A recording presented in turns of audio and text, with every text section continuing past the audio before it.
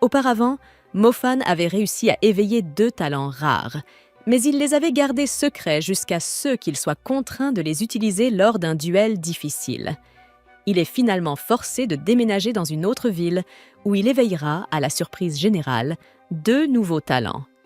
Lors d'un affrontement entre 2 académies, Mofan se retrouve piégé, mais il révèle son 3e talent à tous afin de se libérer. L'histoire se poursuit après que Ningsu a demandé à Mofan de montrer sa véritable puissance, heureuse de voir qu'il est enfin sérieux. Mofan, en véritable gentleman, explique qu'il ne refuse jamais la demande d'une femme. Le combat est intense et les instructeurs des 2 écoles doivent protéger leurs élèves de la puissance destructrice qui déborde. Ningsu utilise son 2e talent, poussant ses camarades de classe à déclarer que Mofan est perdu. Les amis de Mofan craignent qu'il ne soit déchiré en morceaux, mais il parvient à dissiper la prison de vent de grade spirituel de Ningsu. Ravi d'avoir trouvé un adversaire digne de ce nom, Mofan déclenche une puissante attaque de foudre que Ningsu ne parvient pas à arrêter. Cependant, il évite de la frapper, car il ne s'agit que d'un entraînement, et Ningsu abandonne. Les étudiants des 2 écoles sont incrédules face aux 3 éléments de Mofan, mais Zheng He explique que cette défaite n'est pas si importante. L'événement le plus crucial est à venir. Zheng He est convaincu que sa bête est bien plus puissante que le loup de Mofan et a mis au point un plan pour le prouver. Ailleurs, Monsieur Q est contrarié par le fait qu'un homme nommé Nian prévoit d'exploiter un étudiant. L'Association mondiale de magie a désapprouvé l'utilisation d'une nouvelle magie terrifiante, mais Nian n'est pas d'accord. Dans le passé, les éléments magiques qui pouvaient être éveillés étaient peu nombreux et faibles, mais avec les avancées technologiques, les mages sont désormais capables de repousser les limites. Le directeur de l'académie de Yandu, nommé Zheng He, explique que cela peut attendre, car il ne laissera aucun étudiant être en danger tant qu'il sera sous sa protection. Le lendemain, Zheng He annonce qu'il souhaite que les étudiants s'exercent à la survie et qu'un exercice pratique aura lieu en dehors de la zone sécurisée, sans aucune mesure de protection. Ils devront se rendre à Jinlin City, un endroit dont personne n'a entendu parler depuis qu'il a été supprimé de la carte il y a 15 ans. La ville avait été envahie par des monstres, et leur mission consistera à collecter des données permettant de déterminer si elle peut être reconstruite. La mission est dangereuse, car ils devront affronter les monstres eux-mêmes, et le seul conseil que le professeur Gu peut leur donner est d'acquérir un équipement magique défensif de qualité. Plus tard, Mofan explique à Mu que son loup Wolfie était contrarié de ne pas avoir pu vaincre l'autre bête. Alors, il a décidé d'obtenir des ressources pour l'aider à atteindre le niveau guerrier. Cette nuit-là, Mofan donne à son archiloup le sang de raffinement de bête qu'il a remporté lors de la compétition des invocateurs, ainsi que d'autres objets. Mofan explique que Wolfie a prouvé sa loyauté et a gagné sa confiance. Mofan utilise alors les objets très coûteux pour commencer le processus. À mi-chemin, Mofan doit fournir de l'énergie magique à son loup Arche pour que l'évolution fonctionne. Il sent qu'elle fonctionne et le professeur Gu arrive pour constater que l'évolution a réussi.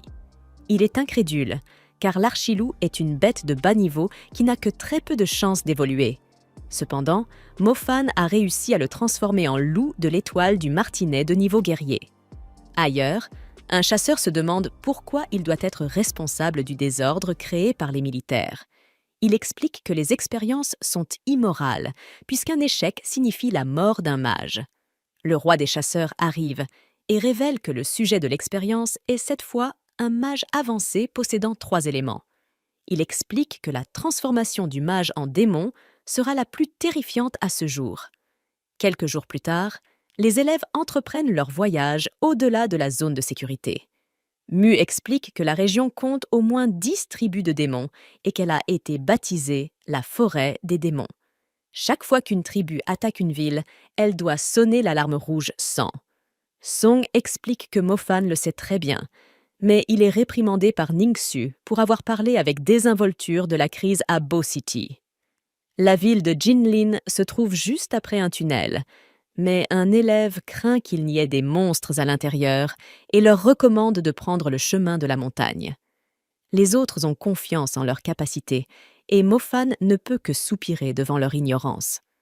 Mofan propose à Mu de la protéger du danger, mais elle le rejette car il devrait plutôt protéger Ningxu. Un chasseur de niveau intermédiaire explique qu'ils doivent continuer à avancer lorsque Mu a l'impression d'être observé. C'est alors que des trolls démoniaques apparaissent et surprennent le groupe. Mu travaille en tandem avec le chasseur de niveau intermédiaire pour en vaincre un. Il raille l'autre en lui reprochant d'être une bête de niveau esclave, ce qui l'amène à courir chercher de l'aide. L'instant d'après, nous voyons que les secours sont arrivés rapidement et les élèves réalisent que la grotte doit être leur nid. Un élève est blessé et parvient à se sauver, mais les autres ont du mal à lutter contre les bêtes qui n'en finissent pas. Ningxu demande à Mofan de l'accompagner car leur magie va s'épuiser si les choses continuent ainsi. Il la suit alors que Mu ne peut qu'appeler son nom. Ningxu se précipite et traite Mofan de lent pour avoir pris du retard, mais il lui rappelle qu'il risque sa vie en la suivant. Mofan s'arrête pour collecter quelques spiritueux lorsqu'il commence à se sentir comme un novice qui se fait porter par un pro pour gagner des points d'expérience. L'impatience de Ningxu lui cause des ennuis, mais Mofan arrive juste à temps pour l'aider. Il l'aide à nouveau, mais ressent le besoin d'expliquer qu'il ne faisait que la protéger et qu'il n'était pas en train de la peloter. Nous voyons que l'autre groupe est en train de perdre la bataille, mais ils sont soulagés lorsqu'ils voient des chaînes de glace. Mofan et Ningxu apparaissent derrière les bêtes et les éliminent tous. Ils quittent enfin la grotte, mais réalisent que Mofan manque à l'appel. Il arrive quelques instants plus tard et explique qu'il a pris du retard après avoir trébuché. Ce soir-là, certains garçons essaient d'espionner les filles en train de se baigner, mais s'enfuient en pensant avoir été repérés. De retour au camp, ils font semblant d'avoir averti leur ami capturé de ne pas y aller. Cependant, les filles remarquent une autre personne utilisant la magie des ombres et veulent savoir de qui il s'agit. À ce moment-là, Mofan arrive et doit leur expliquer qu'il n'a pas les moyens de s'offrir un objet d'ombre, donc cela ne pouvait pas être lui. Le garçon capturé est alors qualifié de pervers, et les autres sont entièrement d'accord. Plus tard, Mofan combine les fragments d'âme qu'il a récupérés et parvient enfin à créer une essence d'âme. Il s'exclame qu'il lui en faut encore 5 pour que sa foudre atteigne le niveau 4. Mofan devient encore plus excité en pensant au fait que seuls quelques mages peuvent atteindre ce niveau. Le lendemain, ils arrivent à Jinlin City et décident d'explorer les environs. Après avoir trouvé un point d'entrée sûr, ils cherchent un bâtiment spacieux qui pourra servir de base. Ils choisissent un bâtiment à proximité qui s'avère par coïncidence être l'un des endroits qu'ils doivent inspecter de toute façon. Cependant, le bâtiment dégage une ambiance étrange et ils remarquent que les plantes ne poussent pas vers la lumière, mais semblent plutôt attirées par l'obscurité. Ils pensent qu'il serait judicieux de laisser quelques personnes à l'extérieur pour monter la garde. Mofan se porte volontaire avec Ting Ting, ce qui semble poser problème à Mu pour une raison inconnue. À l'intérieur, les étudiants se séparent pour examiner les environs. Le chasseur expérimenté est surpris par quelque chose et Mu découvre des restes humains. Avant qu'elle ne puisse réagir, elle est arrêtée et comprend qu'ils sont dans une situation vraiment dangereuse. Ils retournent auprès du groupe et constatent que l'entrée par laquelle ils sont arrivés est désormais bloquée. La fuite est inutile, car les lianes autour d'eux se resserrent. Mofan assiste avec horreur à l'effondrement d'une partie du bâtiment couvert de veines, laissant apparaître un démon. Tout le monde est pris au piège à l'intérieur, et Mofan décide qu'il doit agir vite pour sauver ses amis. Cependant, avant qu'il ne puisse bouger d'un pouce, une grande bête ailée apparaît. Son pouvoir est si intimidant que Mofan a du mal à respirer, et il utilise sa magie de l'ombre pour s'enfuir. À l'intérieur, les élèves s'enfuient, mais Ningxu refuse de laisser son camarade derrière lui. Le cauchemar n'est pas terminé, car d'autres lianes se rapprochent d'eux. Ils trouvent un plan pour travailler ensemble et parviennent à gagner du temps. Dehors, Ting Ting se rend compte que Mofan vient d'utiliser la magie de l'ombre, ce qui signifie qu'il a caché son 4e élément à tout le monde. Il n'a pas le temps de s'expliquer, car la bête ailée se libère des lianes et dévore le démon arboricole. Ils retournent au bâtiment au moment où leurs amis sortent, suppliant Ting Ting de sauver leurs camarades de classe. Ils se demandent comment l'Académie a pu penser que c'était une bonne idée de les envoyer en ville et tournent leur colère vers Mofan. C'était lui qui avait choisi le bâtiment et il était resté dehors pendant que les autres risquaient leur vie. Cependant, Mofan rit et explique que s'il avait vraiment voulu leur mort, il aurait simplement bloqué la sortie. Les autres continuent à l'insulter, affirmant que ceux qui s'enfuient sont aussi dangereux pour le groupe que les monstres. Mofan en a assez et décide d'aller seul dans une autre zone d'exploration. Manian tente de l'arrêter, mais Mofan a déjà pris sa décision. Manian comprend et lui donne un appareil d'exploration de rechange ainsi qu'une montre GPS. La montre est la plus importante, car elle leur permet de suivre la position des uns et des autres. Mofan s'excuse auprès de Mu de la laisser avec une bande d'ingrats et elle lui donne un bracelet protecteur. S'il rencontre un danger, il devra y insuffler sa magie et le briser pour qu'il puisse le protéger. Juste avant de partir, Mofan lui dit de ne pas l'attendre et lui demande de trouver un bon mari à la place. Ailleurs, Manian rappelle à son groupe qu'ils ne sont plus dans l'armée et explique qu'ils approchent de leur destination, Jinlin City. On découvre alors que Mofan ne se souciait en réalité pas des insultes et cherchait juste une bonne excuse pour quitter l'équipe. Il retourne à l'endroit où le démon arbre était mort, dans l'espoir de trouver un bon esprit. Avec l'aide de son loup amélioré, Mofan parvient à dénicher une graine pseudomorphe très rare et précieuse. Il est certain que d'autres invocateurs tueraient pour avoir la chance de le transformer en créature invoquée, mais il est tout à lui. Nous retrouvons ensuite un ancien visage, lorsque l'officier Kong vient rendre visite à Songay. Songay remarque la cicatrice sur le cou de Kong et lui fait remarquer que si elle avait été un peu plus haute, il serait mort. Il s'agit de la cicatrice laissée par le combat contre le loup aux ailes sombres à Bow City. Ils ont tous deux été gravement blessés, mais la bête a réussi à s'échapper. Cependant, Kong explique qu'il est là pour chercher Mofan, qui est comme un frère pour lui et qui s'inquiète depuis qu'il a révélé son double talent. Il révèle que Manian et ses subordonnés ont été renvoyés de l'armée. Kong sait que Manian est un fou et le soupçonne de jouer à nouveau ses tours. Songay est surpris d'apprendre son expulsion alors qu'il venait juste de lui rendre visite. Lorsque Kong l'apprend, il demande immédiatement où se trouve Mofan et se rend à Jinlin City.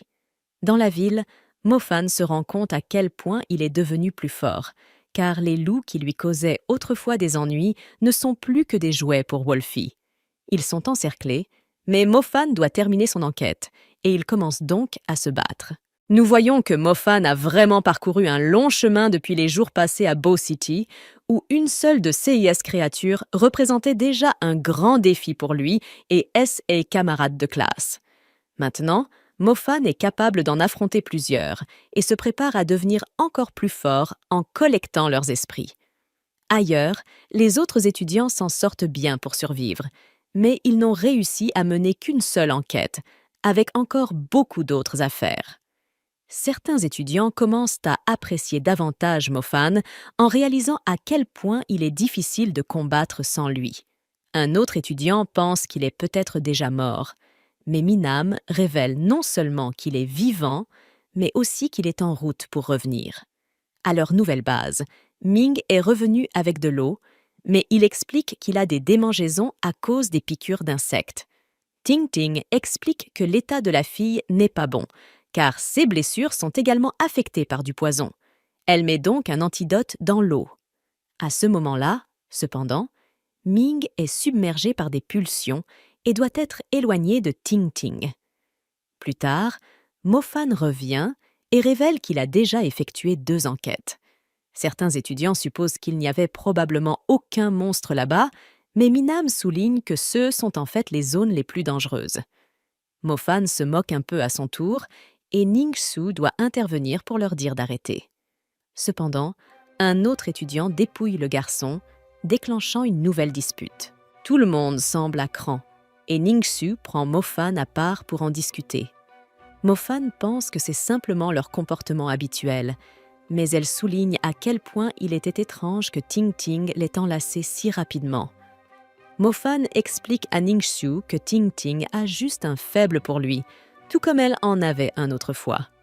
Ning-Su répond qu'elle était simplement jeune à l'époque, mais Mo Fan lui révèle que, dans son cœur, elle est comme une belle princesse vivant dans un château. Nous voyons alors un insecte ramper loin de Mo Fan et une étrange pensée apparaître sur son front. Il poursuit en disant qu'il partirait avec elle si elle souhaitait quitter sa famille, mais elle lui explique que son mariage a déjà été arrangé. Elle n'a aucun sentiment pour son fiancé, mais c'est ainsi qu'un mariage politique fonctionne. À ce moment-là, Mo Fan reprend ses esprits grâce à son équipement apaisant et réalise que quelque chose ne va définitivement pas. Ning-Su pense qu'un sort doit forcer les gens à exprimer ouvertement leurs désirs les plus profonds et suppose que Ming a dû ramener quelque chose de l'étang. Cependant, leur discussion est brutalement interrompue lorsqu'une énorme explosion réduit en cendres le bâtiment où se trouvent leurs amis. L'histoire continue alors que Mo Fan revient pour découvrir que plusieurs de ses camarades sont sous l'emprise du sort. Manian lui dit de se dépêcher et de tuer le monstre responsable, afin que tout le monde puisse retrouver son état normal. Mo Fan comprend l'urgence de la situation et recommande à Manian d'aller plutôt à l'étang pendant qu'ils restent pour gérer leurs amis. Manian ne s'attendait pas à cette réponse, mais Ning-Su arrive et emmène Mo Fan avec elle, ce que Manian apprécie. Ils arrivent à l'étang, mais Mo Fan est choqué de voir que Ning-Su est également sous le charme du sort. Il se demande pourquoi elle ne combat personne et réalise que son désir le plus profond doit être de régler le problème au plus vite. Un puissant monstre araignée se révèle alors et semble insensible aux attaques du duo. Le combat dure un moment avant que Mo Fan ne comprenne les véritables intentions de l'araignée. Elle chasse en envoûtant ses proies avec ses petits, les poussant à s'entretuer. De cette façon, elle peut facilement les traîner jusqu'à son territoire pour les dévorer. Ning-Su parvient finalement à immobiliser la créature et Mo Fan l'atteint avec sa foudre. Cependant, l'araignée est toujours en vie et Ning-Su, apparemment excédé, utilise une attaque que nous n'avons encore jamais vue, détruisant instantanément la bête. Mo Fan reconnaît l'utilisation d'un équipement magique extrêmement puissant et sait que son utilisation exige un prix énorme. Après son effondrement, Mo Fan sent que l'arc est différent des autres artefacts magiques, mais il ne parvient pas à comprendre pourquoi. Son intuition lui dit cependant que les changements qu'a traversés Ning-Su ces dernières années doivent avoir un lien avec cette arme. Ils retournent à l'église et constatent que tout le monde est revenu à la normale. Mo Fan trouve Moot en larmes, profondément traumatisé par la situation, et ses tentatives pour la réconforter échouent. Il lui rend alors le bracelet qu'elle lui avait donné plus tôt. Mo Fan explique que le combat contre l'araignée démoniaque était presque perdu, mais qu'il n'a malgré tout pas pu se résoudre à détruire son porte-bonheur. À ce moment-là, le cadavre de Ming-Su est découvert et Liao avoue l'avoir tué, tout en expliquant qu'il n'avait plus le contrôle de lui-même. Il est en état d'hystérie, mais les autres ne peuvent pas le blâmer, sachant qu'ils étaient tous sous l'emprise du sortilège de la bête. Les étudiants réalisent alors que l'exercice pratique a complètement dégénéré et souhaitent rentrer. Ning-Su leur explique que les enquêtes ne sont pas terminées, mais qu'ils ont déjà assez de données exploitables. Après avoir enterré leurs camarades, ils prennent donc le chemin du retour. Les étudiants se sentent terriblement mal après tout, ce qu'ils ont vécu et restent en permanence sur leur garde, craignant une nouvelle attaque. Ting Ting leur rappelle que la zone de sécurité est encore loin, mais qu'une fois sortis de la forêt, ils devraient apercevoir les patrouilles militaires. Quelques instants plus tard, un soulagement envahit le groupe lorsqu'ils tombent sur un groupe de soldats. Man Yang remarque cependant quelque chose d'étrange dans leurs uniformes, tandis que Song commence à saluer leur sauveur. Mais il est brusquement interrompu lorsque leur chef, Nian, ordonne à ses subordonnés d'éliminer les étudiants inutiles. Zhang He, le petit frère de Nian, le supplie d'arrêter. Cependant, Nian explique qu'ils doivent tous être réduits au silence, car il ne peut pas prendre le risque que quelqu'un découvre ce qu'il prépare. C'est un véritable massacre alors que les étudiants se font abattre un par un. Liao tente d'utiliser son statut pour arrêter l'exécution, mais il ne fait que signer son arrêt de mort. Zhang He est déconcerté, car il n'avait révélé leur position que dans l'espoir que son frère l'aide à vaincre Mo Fan. Nian le menace de mort s'il ne le rejoint pas, ce que Zhang He finit par faire. Cependant, Mo Fan l'arrête et lui explique que si Nian ne part pas immédiatement, il tuera Zhang He. Nian est prêt à faire ce sacrifice, mais il propose un marché. Il épargnera tout le monde si Mo Fan accepte de rester avec eux. Mo Fan est intrigué par cette offre, et Nian est impressionné par son absence de peur. Il explique qu'il cherche à transformer l'humanité afin qu'elle ne vive plus dans la crainte des démons, et qu'il veut atteindre une puissance phénoménale pour s'opposer à la Curie noire. Puis, il révèle son véritable objectif. Il souhaite que Mo Fan participe à une expérience destinée à révéler un tout nouvel élément magique. Nian révèle qu'ils ont déjà perdu de nombreux mages à cause de ces expériences, mais qu'après des années de recherche, ils ont découvert que Mo Fan est la clé du succès du nouvel élément magique. L'expérience repose sur une mutation provoquée par une inhibition parasitaire. Les autres cobayes ont perdu la raison, incapables de supporter l'immense puissance libérée. Ils ont besoin de quelqu'un capable de résister à la puissance de plusieurs éléments, et le fait que Mo Fan possède naturellement une double affinité élémentaire fait de lui le candidat idéal. Alors qu'il s'apprête à capturer Mo Fan, celui-ci révèle qu'il n'a écouté le discours insensé de Nian que pour laisser à Ning-Su le temps de préparer son sort. Son attaque combinant magie de domaine et flèche enchantée s'avère trop puissante pour être évitée. Cependant, nous voyons que Ning-Su a encore une fois épuisé toute son énergie. Mo Fan demande aux autres étudiants de l'emmener et de fuir, car ils n'auront que peu de temps avant que leurs ennemis ne se libèrent. Ils se séparent, sachant que tant que Mo Fan n'est pas avec eux, ses poursuivants ne chercheront pas à les traquer. Le plan de Mo Fan est de fuir vers Jinlin City, espérant que les puissantes bêtes qui y résident s'occuperont de Nian et de son groupe. Lorsqu'ils arrivent, ils réalisent que leurs mouvements sont ralentis par le terrain marécageux.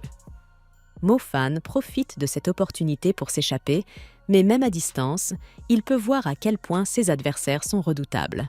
Il sait qu'il faudra encore plusieurs monstres pour les éliminer et réalise seulement maintenant que Nian n'était pas avec eux. Il découvre un nid de monstres lézards, avec une gigantesque bête ailée perchée au sommet.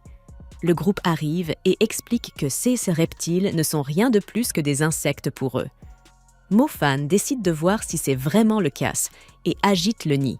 La femme affirme que leur objectif est noble et jure de capturer Mo Fan vivant pour l'expérience. Cependant, les bêtes en ont décidé autrement et encerclent Mo Fan, mais il impressionne le groupe avec sa puissante magie de foudre. La femme remarque que son niveau dépasse même celui de l'esprit et s'émerveille de sa capacité magique exceptionnelle. À ce moment-là, il est pris au dépourvu, mais la femme intervient pour le sauver, promettant à nouveau de le garder en vie. Après un moment, elle lui propose de se retirer ensemble, voyant qu'il a clairement trop épuisé son énergie. Elle lui assure qu'il est un candidat idéal pour l'expérience et qu'il a une très forte probabilité de succès.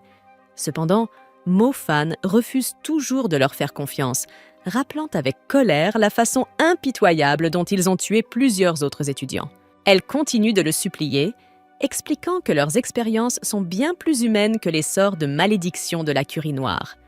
Elle lui révèle qu'ils ont enfin réussi à créer une relique de sang capable de transformer la constitution d'un mage. Cette mutation permettrait à un mage d'acquérir des pouvoirs extraordinaires. La seule raison pour laquelle leurs volontaires ont échoué est que la relique de sang draine l'énergie d'au moins 2 nuages stellaires. Et l'âme de la plupart des mages ne peut tout simplement pas le supporter. Elle réaffirme que Mo Fan est le candidat idéal, mais il refuse toujours de leur faire confiance. Les lézards géants l'encerclent et il commence à manquer d'options. Il pense à quel point son étoile de l'élément feu est proche d'atteindre le niveau supérieur et demande à Wolfie de le défendre. N'ayant nulle part où fuir, il tente de progresser à ce moment précis. Wolfie parvient à retenir les lézards, mais il montre des signes évidents de fatigue. Mofan réalise alors que le feu qu'il a allumé doit brûler encore plus fort s'il veut percer au niveau supérieur. Il décide de concentrer toute son énergie dans son nuage stellaire de feu avec l'intention de tout faire exploser. Le groupe n'en croit pas ses yeux. Il trouve Mofan complètement fou d'essayer de monter en niveau dans de telles conditions et décide qu'ils doivent le secourir. L'attaque de la femme ne produit pas grand effet, mais cela n'a plus d'importance. Mofan est enfin prêt. Il remercie son Archwolf pour le bon travail accompli et utilise une attaque de feu naturelle pour nettoyer toute la zone. Ils parviennent à s'échapper vers un endroit plus sûr et Mofan renvoie Wolfie se reposer après tant d'efforts. Cependant, le groupe les rattrape et lui demande d'arrêter de résister. Ils savent qu'il a utilisé trop d'énergie et lui demandent de venir paisiblement. Mais ils réalisent alors que le soleil est levé et que des ombres se trouvent partout. En utilisant son talent des ombres pour s'échapper, le groupe se fait attaquer par les lézards. Mofan observe la scène d'en haut et imagine à quel point il serait surpris s'ils apprenaient son 4e talent. Il souligne que monter en niveau en pleine bataille est bien plus efficace que de le faire en période de paix. Il révèle que si la situation ne l'avait pas poussé dans un coin, cela lui aurait normalement pris encore 1 an pour faire évoluer son nuage stellaire de feu au niveau 3. Il est complètement épuisé, mais il peut enfin prendre un moment pour se détendre et pense que ses amis doivent être en train d'entrer dans la zone de sécurité en ce moment même. Cependant, il est choqué par la vision horrifiante de ses amis capturés dans une cage. Nian exige que Mofan se rende, affirmant qu'il a scellé leurs capacités et les relâchera uniquement s'il se soumet. Les efforts de Manyan pour prévenir Mofan restent sans réponse, et Nian explique qu'un jour, l'humanité reconnaîtra ses efforts. À cet instant, Kong arrive et exige qu'il libère les étudiants, se moquant des expériences de Nian. Il explique que Mofan est un talent exceptionnel en soi et qu'il a un avenir prometteur sans avoir besoin de l'aide de Nian. Kong le qualifie de lâche pour menacer les étudiants, et Nian comprend maintenant que la situation entière est un gâchis. Il précise qu'il y a très peu de personnes dans l'armée capables de lui tenir tête et dit que Kong ne fait pas partie de ce groupe. Son subordonné ne peut pas croire à sa cruauté lorsqu'on lui ordonne de nourrir les étudiants aux aérodactyles, mais il obéit néanmoins à son leader. Mofan fait tout son possible pour les battre, alors que Nian provoque Kong en mentionnant la mort d'une femme de son passé. Il lui rappelle que Kong n'a pas pu sauver les 2 villes et qu'il échouera à nouveau à sauver ces innocents étudiants. Kong répond que peu importe combien de fois il échoue, il ne cessera jamais d'essayer. Kong esquive les attaques de Nian et révèle que le vent n'est qu'un élément secondaire pour lui. Sa véritable force réside dans le feu. Mofan regarde avec émerveillement lorsqu'il assiste au cercle de constellation de Kong, preuve de sa maîtrise au niveau expert en magie. Les étudiants tombent du ciel et Kong charge Mofan de les sauver. Ses amis sont terrifiés à l'idée d'approcher la bête, et Mofan arrive juste au moment où elle semble se réveiller. Les subordonnés de Nian arrivent pour avertir Mofan que l'aérodactyle est trop puissant. La femme se rend compte qu'elle avait tort, et il est évident maintenant que Nian a perdu la raison. Il n'agit plus pour l'élément nouveau, mais pour assouvir sa soif de meurtre. Mofan lui explique qu'il est trop tard, et que s'ils se mettent en travers de son chemin à nouveau, il les tuera tous. Elle le prévient encore que tenter de combattre la bête serait un suicide. Mais il répond qu'il n'a pas besoin qu'on lui dise cela. Il est épuisé et ne sait même pas comment il va passer les lézards, mais il explique qu'il n'a pas le choix. Contrairement à eux, il a un cœur, et celui-ci ne lui permettra pas d'abandonner ses amis. Elle lui dit que s'il veut vraiment les sauver, il devra utiliser la relique de sang, mais il ne veut même pas la regarder. Elle lui explique que l'association magique a interdit son utilisation et que le gouvernement interdit toute recherche supplémentaire à ce sujet. Peut-être que c'est contraire à l'éthique, mais ce qui ne peut être nié, c'est que cela procure une puissance énorme. Elle est crainte et donc considérée comme maléfique, mais elle souligne que le bien ou le mal dépend de l'utilisateur. Elle sait qu'elle devra payer pour ses erreurs, Mais elle dit que ses amis sont innocents et ne devraient pas mourir. Il doit maintenant choisir entre foncer et mourir sans valeur, ou écraser la relique de sang pour les sauver. Mofan sait que la situation est désespérée, mais il a décidé de faire tout ce qu'il faut pour que ni Nian ni l'aérodactyle ne leur fassent de mal. Il prend la relique de sang et elle pense à quel point sa transformation sera ridiculement puissante, étant donné qu'il possède 3 talents.